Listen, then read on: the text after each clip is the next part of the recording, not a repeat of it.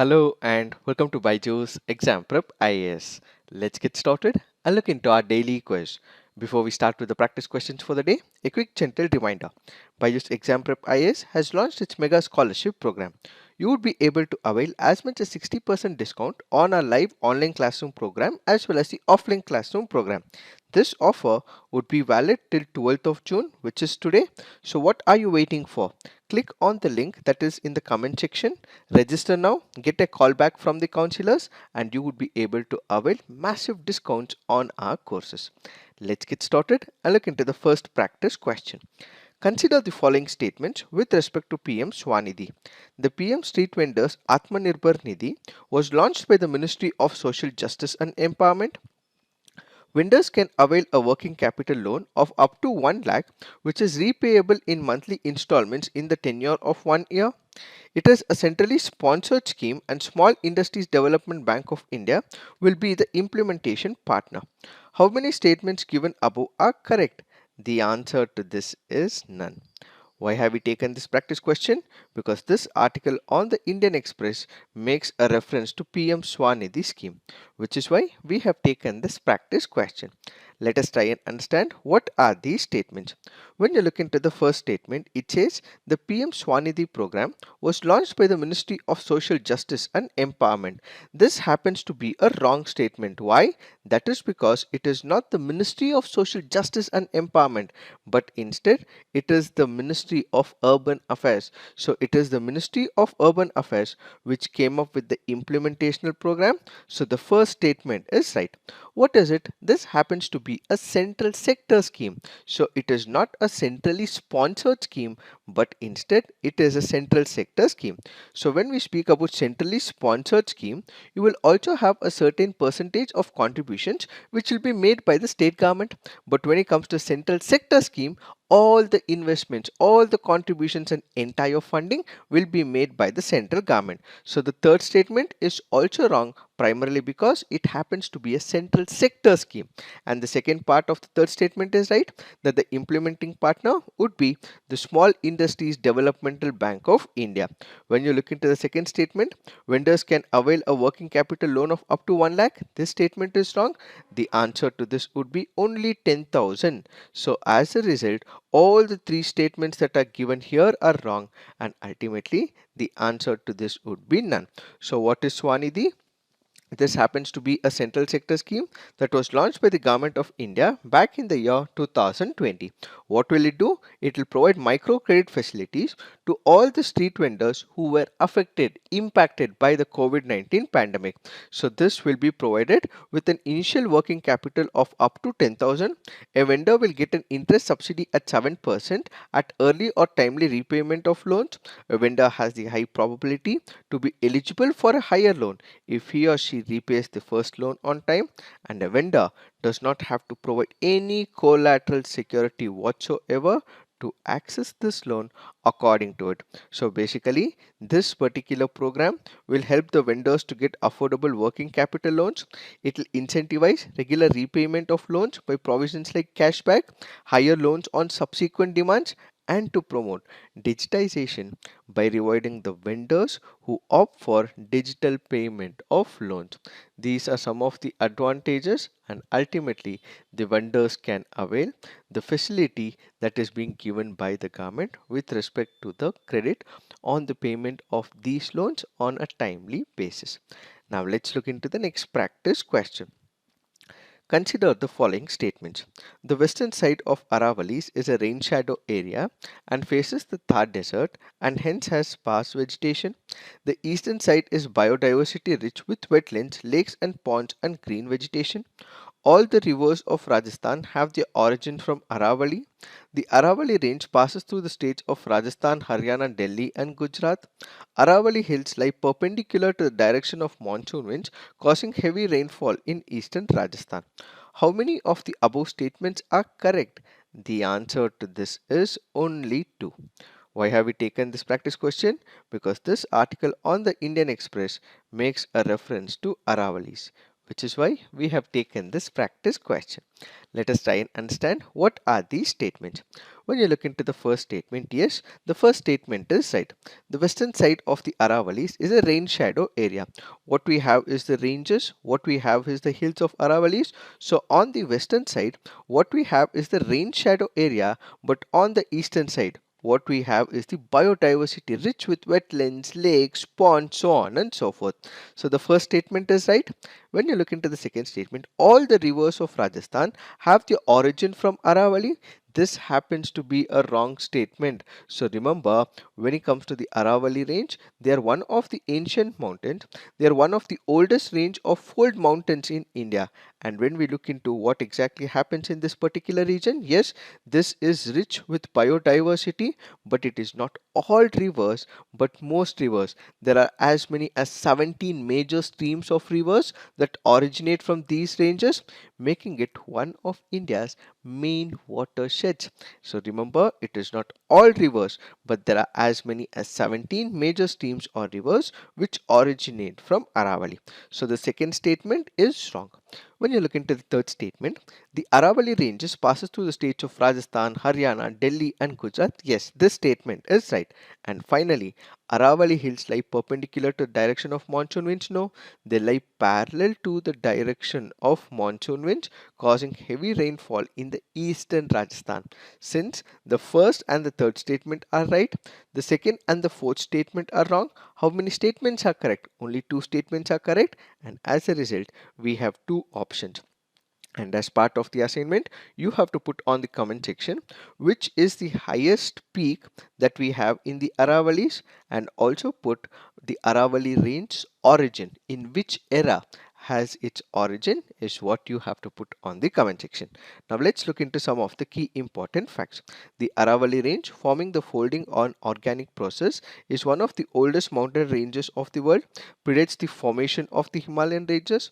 The fold mountains are formed by the movement of convergent plate boundaries and subsequent folding. The northern end of Aravalli range forms isolated and rocky hills, ridges in between Haryana and Delhi, whereas the southwestern range passes through Gujarat and Rajasthan. The drainage of Ganga and Indus is divided by one extension of Aravalli, and this acts as a barrier to check further spread of desertification to the east of Rajasthan and subsequently to the Gangetic plains. So because we have the Thar desert, because there are winds that flow from the west to east, what these Aravallis do is they block the spread of desert, the Thar desert and other issues, and ultimately it helps in restoration and maintenance of the fertility of the land. The events of dust storms could be more intense and frequent if destruction of the natural barrier, the Aravalli, continues unabated. Since there are a lot of urbanization activities, mining activities that takes place, if the Aravallis are so destroyed, in that case, this could harm the plain region, the agricultural fertility in that particular area. So it is high time that we ensure that this entire range and the hill region is protected and excessive mining activities are regulated by the government. Now let's look into the next practice question. With respect to Brahmos missile, which of the following statements are correct? The Brahmos missile utilizes a fire and forget system requiring no additional input from the operator once the missile has been launched. Indonesia is the first foreign country to place an order for the purchase of the Brahmos. Which of the statements are correct? The answer to this is one only. Why have we taken this practice question? Because this article on the Indian Express makes a reference to Brahmos, which is why we have taken this practice question. Let us try and understand what are these statements. When you look into the first statement is right. Yes, Brahmos does have the fire and the forget principle. And when it comes to the second statement, it is wrong. Why? Because it is not Indonesia, but it happens to be another Southeast Asian country. Which is this? Is what you have to put on the comment section. So Indonesia is not the first country, but we have another country which entered into an agreement with India, and yes, India did say that it is planning to export these Brahmos. Which is this other country is what you have to put on the comment section. Now when we speak about Brahmos, Brahmos happens to be a ramjet supersonic cruise missile of a short range developed by Defense Research and Development Organization and the Russian Federation NPO Machinostonia. Brahmos was named after two major rivers of India and Australia, Brahmaputra and Moskova, and this technology is the joint venture between India and Russia. Brahmos is a medium-range two-stage missile. The propulsion of Brahmos can be explained as stage 1 and stage 2. Stage 1 is a solid propellant booster engine. Liquid ramjet engine is the second stage of it. It has a stealth technology. It has advanced guidance system, high accuracy, constant supersonic speed, operates on fire and forget principle, and is one of the heaviest missiles, weighing up to 2.5 tons as well. So is BrahMos the fastest missile? Yes, it is one of the world's fastest cruise missile that is in operation. It can travel at speeds of Mach 2.8 and Mach 3 as well, and ultimately it has the capability to be upgraded to massive speeds in the near future as well. Can BrahMos carry nuclear warhead? Yes, it can carry. It can carry regular warhead. It can also carry nuclear warhead as well. And being the fastest mid-range missile, it also possesses stealth technology, which makes BrahMos extremely difficult to intercept because it runs at high speed. It is very difficult to intercept are some of the advantages of BrahMos. Now let's look into the next practice question. Which of the following statements is incorrect with respect to the Green Revolution? M.S. Swaminathan is known as the father of Green Revolution in the world. During the Green Revolution in the 1960s, Indian farmers cultivated wheat and rice using high-yielding variety seeds. The Green Revolution in India was first introduced in Punjab. The Green Revolution spread only in irrigated and high potential rainfed areas. The villages or regions without the access of sufficient water were left out that widened the regional disparities between adopters and non-adopters. Which of the statements are incorrect? The answer to this is A. M.S. Swaminathan, yes, is the father of Green Revolution, but he is not the father of Green Revolution in the world, but he is the father of Green Revolution in India. And when it comes to world, it happens to be scientist Norman Borlaug. Norman Borlaug is called as the father of Green Revolution in the world, and father of Green Revolution in India happens to be M.S. Swaminathan. In fact, scientist Norman Borlaug received the Nobel Peace Prize in the year 1970. He is also credited with saving lakhs and thousands and crores of people from starvation because of this Green Revolution. So what is this Green Revolution? India was starving. We did not have much of the crops that were grown in India. We were not able to feed our own people, and as a result, in order to give boost to agriculture, the government came up with Green Revolution back in the year 1960s. So in the 1960s, what we had was the Green Revolution, and this helped the government become self-sufficient.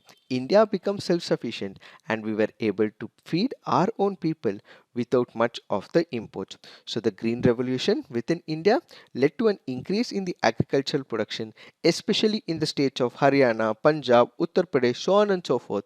And how did we do it? We were able to increase the high yielding variety of seeds like the wheat and the rust resistant strains of wheat, and ultimately the productivity increased. So what are the aspects of Green Revolution?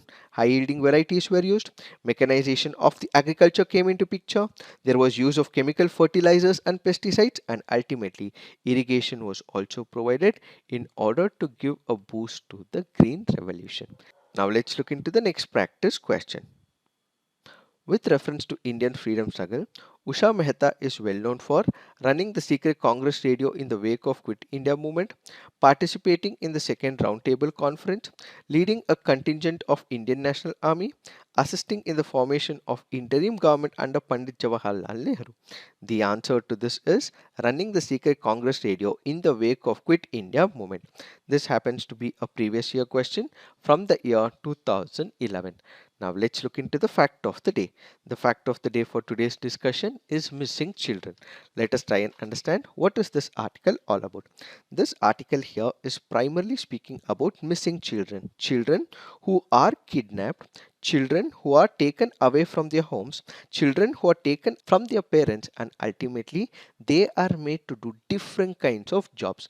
Let's say for example, there are as many as 69,014 cases that have been registered across the country in the year 2021, and of which 55,120 are related to the girls within an age group of 12 to 18.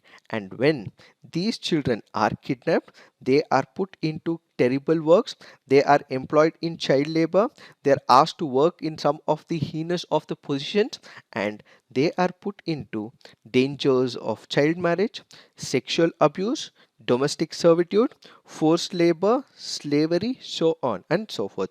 So basically, when we speak about missing children, it is nothing but taking away these children, kidnapping them, moving away them from their homes, and ultimately using them for different kinds of work which is not acceptable in the normal society.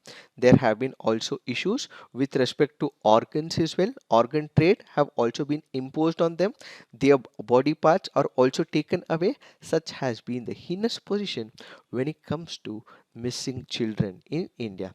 So generally, what are the concerns that are associated with the missing children? Whenever children are missing, what happens? You have the parents who go up to the police station.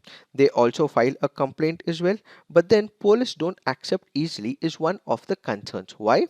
That is because they may assume that this particular girl may have eloped voluntarily with another boy, and as a result of it, there is delayed response from the police officers. So these people may not accept the case immediately if the age of the girl is between 14 to 18 years, and ultimately there is delay in the process when it comes to investigation of the missing children.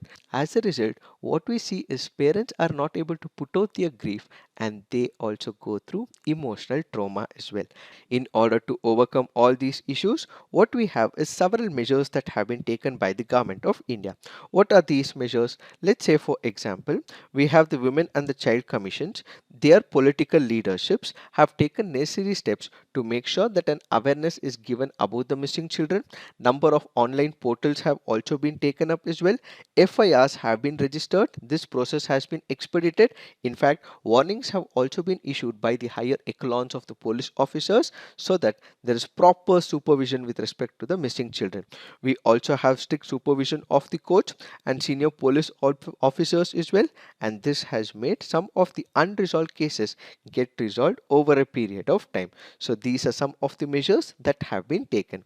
What is the way forward? As of now, there is a dire need to link the records of all orphanages, child shelter homes, and Nari Niketans in the country, and awareness will have to be given as well. And at the same time, district level anti human trafficking units established under the aegis of the Ministry of Home Affairs can also play an important role in helping tracing missing children from far away places. So, what we require is a proactive visit that has to be taken towards the legislation. What we require is to make sure awareness is given to the children as well as to the parents, and what we have to bring is sensitivity in the operations of the police. It is this that we have to understand with respect to this topic. So this is it for today. Thank you for watching. All the best.